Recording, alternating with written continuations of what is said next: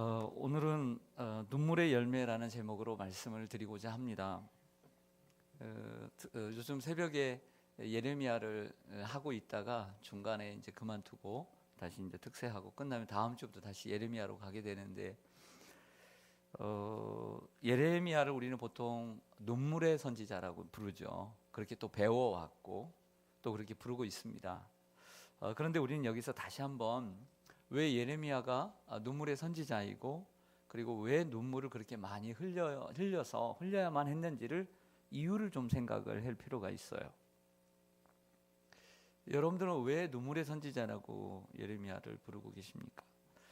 예레미야는 남유다의 왕 요시야 13년 주전 627년에 선지자로 부름을 받아 예루살렘이 바벨론에 멸망당하는, 예루살렘이 성이 무너지는 것을 직접 목격한, 그래서 586년 멸망 그 이후까지 약 40년 동안 하나님께 부름을 받고 쓰임을 받습니다.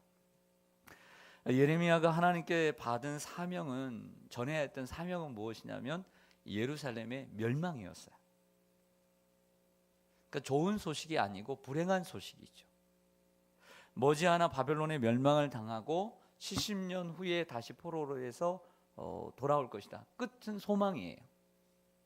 하지만 당장은 불행한 소식이기 때문에 남유다 백성들이 들을 때는 아주 기분이 나빴어요. 이 예레미야는 힘든 인생을 살았다고 볼 수 있습니다. 예레미야 1장 10절에 보니까 예레미야의 사명이 무엇이냐면 예루살렘을 뽑고 파괴하고 파멸하며 넘어뜨리고 그 후에 다시 건설하고 심는 것. 그러니까 먼저 파괴하는 것이 사명이고 그 다음에 건설하고 심는 것이 다음 사명이었던 것이죠. 그런데 더욱 불행한 것은 이러한 남유다의 멸망, 남유다의 죄로 인한 하나님의 이러한 멸망 계획이 확정적이었다는 거예요. 확정적이었다. 그렇기 때문에 예레미야는 더욱더 슬플 수밖에 없었던 것이죠.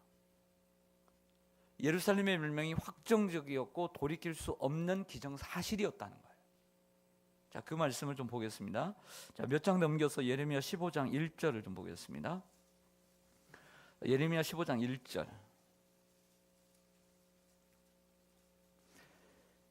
제가 읽겠습니다. 여호와께서 내게 이르시되, 예레미야에게 이르시되, 모세와 사무엘이 내 앞에 섰다 할지라도 내 마음은 이 백성을 향할 수 없나니 그들을 내 앞에서 쫓아내 보내라. 모세와 사무엘이 내 앞에 섰다 할지라도, 15장 5절과 6절로 가겠습니다. 예루살렘아, 너를 불쌍히 여길 자 누구며 너를 위해 울 자 누구며 돌이켜 내 평안을 물을 자 누구냐. 여호와께서 이르시되, 내가 나를 버렸고 내게서 물러갔으므로 내게로 내 손을 펴서 너를 멸하였노니 이는 내가 뜻을 돌이키기에 뭐하였음이로다, 지쳤음이로다. 그러니까 하나님께서 그 계획을 돌이키기에는 이미 늦었다는 것이죠. 저를 보겠습니다. 하나님은 15장 1절에서 모세와 사무엘이라고 하는 두 사람을 거론합니다. 자, 우리는 그 사람을 먼저 이해를 해야 합니다. 이스라엘 백성들이 430년 동안 애굽에서 종살이 하다가 나와서 가나안 땅을 향해 나갑니다. 그러나 민수기에서 보여주듯 그들은 40년 동안 했던 것은 원망과 불평이었습니다. 하나님 앞에서는 설 수 없었고 가나안 땅에 갈 수 없었습니다. 그러나 그 40년 동안, 그 세월 동안 그들을 인도하고 결국에 그들을 가나안 땅으로 인도했던 것은 모세입니다. 모세, 지도자 모세로 인해서 이스라엘 백성들은 가나안 땅에 들어갈 수 있었던 것이죠. 무엇보다도 그 모세의 기도로 인해서. 또 한 사람을 우리에게 소개해 줍니다. 그것은 사무엘입니다. 모세가 죽고 여호수아가 가나안 땅에 들어갑니다. 여호수아가 죽은 이후부터를 사사시대라고 얘기합니다. 360년 동안의 사사시대는 참으로 어둡고 어렵고 그리고 어떻게 보면 암흑의 시대입니다. 이스라엘 백성들에게는 고통의 시간이었습니다. 하나님께서 때때로 사사들을 세워서 반짝반짝 빛나게, 잠깐 빛나게 평안의 시대를 주었지만 그 어려운 시기 가운데 가장 평온하고 가장 안정된 시기는 사무엘 시대였습니다. 왜냐하면 어려움이 없었던 것이 아니라 하나님 앞에 그 백성들을 위해서 쉬지 않고 기도했던 사무엘, 이 중재의 사람이 있었기 때문에 그 시대가 평온하고 안정되었던 것이죠. 그러니까 구약 시대를 통틀어서 하나님 앞에 이스라엘 백성들을 하나님 앞에 힘들고 어려울 때마다 중재했던 최고의 사람, 기도의 사람은 모세와 사무엘이라는 거죠. 그래서 모세와 사무엘만큼 하나님 앞에 이스라엘 백성들을 위해서 기도했던 사람이 없어요. 그들은 이미 죽었죠. 그런데 죽었던 이 사람들이 예레미야 이 시대에 다시 나타나서 하나님 앞에 이스라엘 백성들을 위해, 남유다 백성들을 위해서 기도한들, 너희들이 이 둘이 나에게 나와서 기도한다고 한들 나는 들어주지 않겠다라고 하나님이 선언하신 거예요. 그런 내용입니다. 이런 하나님의 계획을 알고 있던 예레미야가 할 수 있었던 것은 오직 눈물의 기도밖에 없었다는 것이죠. 그래서 예레미야는 기도할 수밖에 없다. 나는 기도한다. 이런 얘기를 하는 것입니다. 그래서 예레미야 9장 1절로 다시 돌아오겠습니다. 예레미야 9장 1절. 어찌하면 내 머리는 물이 되고 내 눈은 눈물 근원이 될고 죽임을 당한 딸 내 백성을 위하여 주야로 울리로다. 머리가 물이 되고 눈은 눈물 근원이 된다는 것은 다 운다는 것이죠. 머리끝에서 발끝까지 다 운다는 거예요. 눈에서만 눈물이 나오는 것이 아니라 온몸이 운다는 것이죠. 온몸이 우는 거예요. 온몸이. 다시 한번 모세를 생각해 보면 출애굽기 32장에 이스라엘 백성들을 이끌고 시내산에 도착을 합니다. 하나님의 부름을 받아 여호수아와 함께 시내산에 올라갑니다. 그래서 거기서 하나님께 그 앞뒤로 쓰인 두 돌판 십계명을 받고 돌아오는데, 돌아오기 전에 하나님께서 이스라엘 백성들이 완악하고 죄를 범한다, 화를 내시죠. 그 소리를 들은 그 모세는 무슨 일인지를 알고 싶어서 산에서 내려옵니다.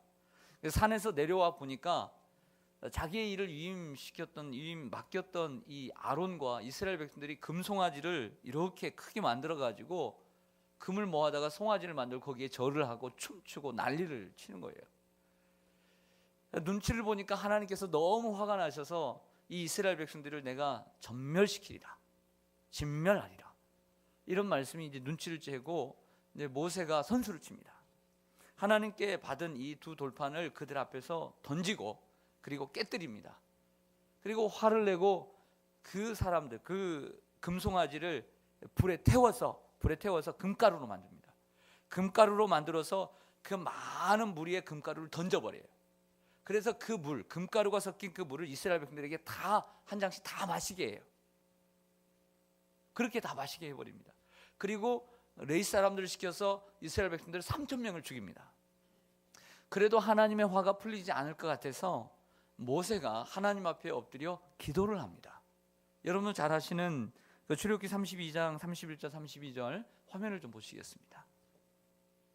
네, 우리 한번 같이 읽겠습니다. 이렇게 기도합니다. 시작. 모세가 여호와께로 다시 나아가 여호와께 여짜오되 슬프도소이다. 이 백성이 자기들을 위하여 금신을 만들어 쌓으니 큰 죄를 범하였나이다. 그러나 이제 그들의 죄를 사하시옵소서. 그렇지 아니하시오면 원하건대 주께서 기록하신 책에서 내 이름을 지워버려 주옵소서. 주께서 기록하신 책에서 내 이름을 지워버려 달라고까지 기도하면서 이스라엘 백성들을 용서해 달라고 눈물로 기도했던 사람이 바로 모세인 것이죠. 그 모세의 기도로 결국엔 하나님 앞에 전멸당할 수밖에 없는 이스라엘 백성들이 다시 회복이 되어서 다시 새로운 걸음을 걸어가게 되었다는 이런 이야기입니다. 눈물의 기도로, 그러니까 이러한 상황 가운데서, 즉 이스라엘 백성들이 멸망당할 수밖에 없는 상황에서 모세가 할 수 있었던 것은 하나님을 대신해서 화를 내고 그리고 눈물로 기도하는 일밖에 없었던 것이죠. 또 하나 바울을 생각해 봅니다. 로마서 9장 1절과 3절에 보면 로마에 보내는 편지 가운데 이런 얘기를 합니다. 한번 보시죠. 같이 읽겠습니다. 시작. 내가 그리스도 안에서 참말을 하고 거짓말을 아니하노라. 나에게 큰 근심이 있는 것과 마음에 그치지 않는 고통이 있는 것을 내 양심이 성령 안에서 나와 더불어 증언하노니. 잠깐만요. 이 내용은 뭐냐면 내가 이제 다음에 할 말, 내가 지금 다음에 할 말, 자, 그 말은 참말이고 거짓말이 아니다. 그리고 내 안에 그치지 않는 고통, 근심, 그리고 이게 있는 것을 내 양심 안에서 내가 증언을 한다는 거예요. 3절 보겠습니다. 같이 읽죠. 시작. 나의 형제 곧 고륙의 친척을 위하여 내 자신이 저주를 받아 그리스도에게서 끊어질지라도 원하는 바로다. 아멘. 어떤 기도냐면 내 가족과 형제, 친척, 더 나아가서 내 동족이 정말 구원받기를 원한다는 거예요. 어디까지? 내가 저주를 받아서 그리스도에게서 끊어질지언정 나는 멸망을 당해도 내 형제들은, 내 가족들은 구원받기를 원한다. 이런 바울의 마음입니다. 참 바울의 마음이 어떤가를 보여주는 구절이라고 할 수 있습니다. 정말 우리는 이렇게 기도하는가라는 생각을 해봅니다. 내 사랑하는 가족과 이웃을 위해서 모세처럼, 그리고 바울처럼 정말 기도하는가? 그리고 그런 기도가 없이는 우리의 가족과 이웃을 구원할 수 없지 않나, 이런 생각을 해보게 됩니다. 나 자신을 내어놓을 만큼 그런 희생이 없다면, 그런 마음이 없다면 하나님을 감동시킬 수 있겠는가, 이런 생각을 해보게 됩니다. 또 한 사람이 생각이 났습니다. 그 사람은 아브라함입니다. 창세기 18장에 보면 그 먼 나라로부터 함께 왔던 조카 롯, 자식과 같은 그 조카 롯과 헤어지지요. 그 조카 롯과의 관계에서 이런 에피소드가 있습니다. 하루는 이 더운 날에 아브라함이 집 앞에 나와 있는데 세 명의 나그네가 지나가죠. 그래서 그냥 보낼 수가 없어서 그들을 영접하고, 그리고 사양하는데도 불구하고 굳고 그들을 대접을 합니다. 송아지까지 잡아가지고 대접을 하죠. 알고 봤더니 그 셋 중에 둘은 천사이고, 그리고 한 분은 하나님이셨어요. 그 가운데 하나님께서 하나의 메시지를 남겨줍니다. 내 아내 사라에게 내년 이맘때에 아들이 있을 것이다. 아들을 낳을 것이다. 사라가 그때 웃죠. 그리고 그들이 떠나갑니다. 떠나가는데 두 명이 떠나가고, 어디로 떠나가면 소돔과 고모라로 떠나가고, 하나님, 그 사람으로 나타나신 하나님 그 자리에 남아 계세요.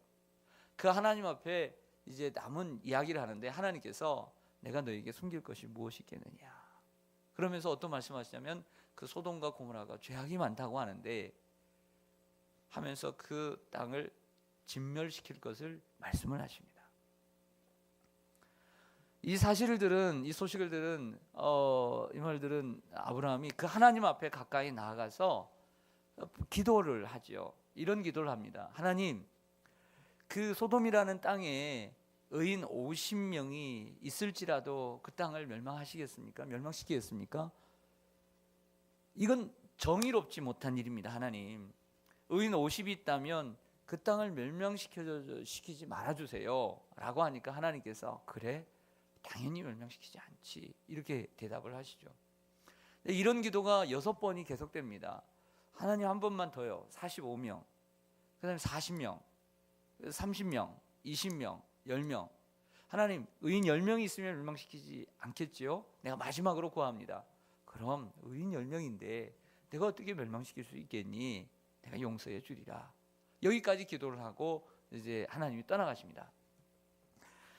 두 명의 천사들이 소돔으로 가서, 그 스토리는 여러분들이 아시죠? 그리고 이제 이 롯이 있는 소돔과 고모라, 그 땅이 이제 멸망을 합니다. 하나님 멸망을 시키는데 결국에는 이 하나님께서 이 소돔성을 의인 10명이 없어서 멸망을 시킵니다. 근데 그 가운데 롯의 가족이 구원을 받게 되죠. 근데 롯의 가족이 구원을 받은 이유에 대해서 성경은 이렇게 이야기를 합니다. 성경 보죠. 화면을 좀 보시죠. 창세기 19장 29절인데요. 우리 같이 읽겠습니다. 시작. 하나님이 그 지역의 성을 멸하실 때, 곧 롯이 거주하는 성을 엎으실 때에 하나님이 아브라함을 생각하사 롯을 그 엎으시는 중에서 내보내셨더라. 아멘. 롯이 거하는 성을 엎으실 때에 하나님 누구를 생각하사? 롯을 그 엎으시는 중에서 내보내신 줄로 믿습니다. 그러니까 아브라함을 생각했다는 것은 어느 때를 생각했다는 거예요. 아브라함의 뭘 생각했다는 거예요? 기도를 생각했다는 거예요. 아브라함이 하나님을 잘 믿는다고 생각한 게 아니에요. 아브라함의 그 기도를 기억하시고 아브라함을 생각하사 구원해 주신 거예요.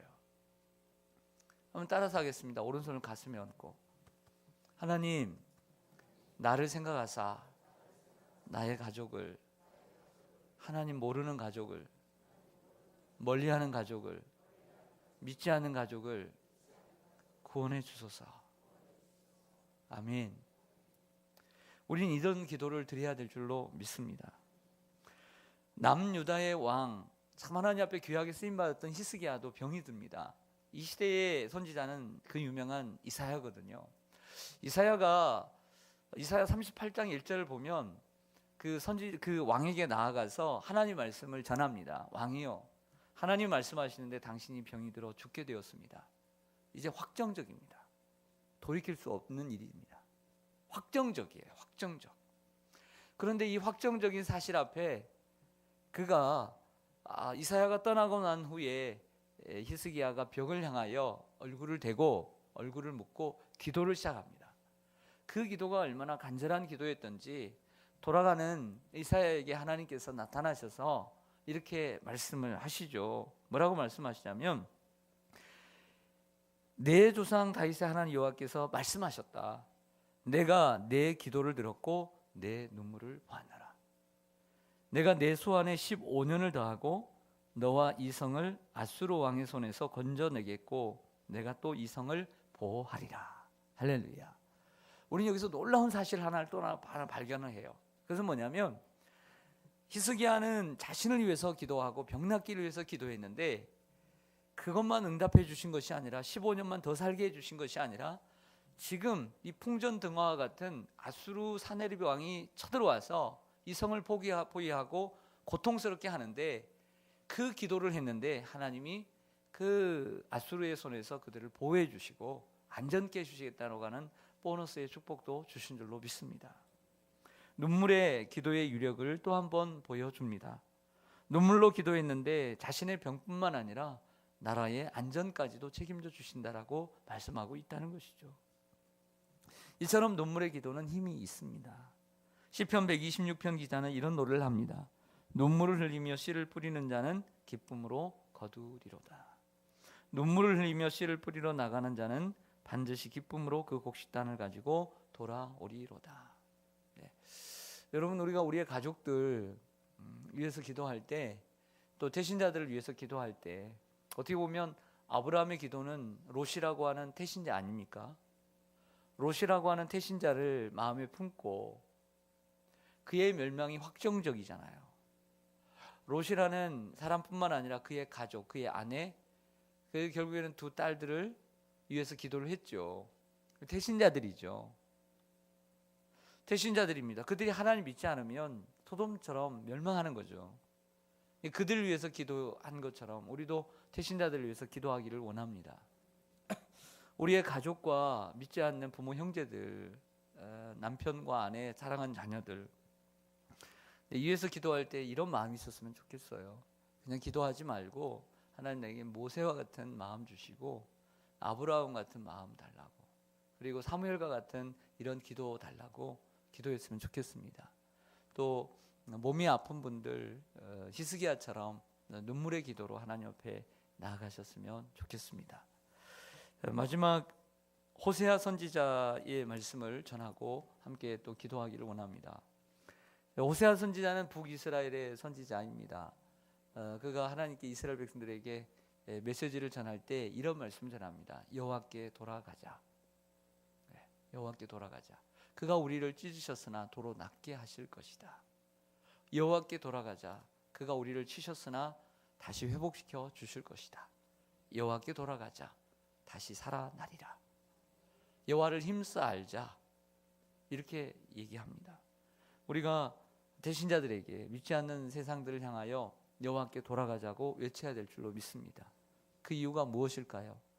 우리가 하나님께 돌아서도 하나님의 사랑은 변치 않기 때문입니다. 우리는 변함이 있어도 하나님 변함이 없으시고 하나님의 사랑은 변함이 없어서 지금도 우리를 사랑하고 계시기 때문이라고 전해줘야 될 줄로 믿습니다. 여러분들의 눈물의 기도와 여러분들의 눈물의 헌신이 좋은 열매로 맺게 되기를 간절히 소망합니다. 기도하겠습니다.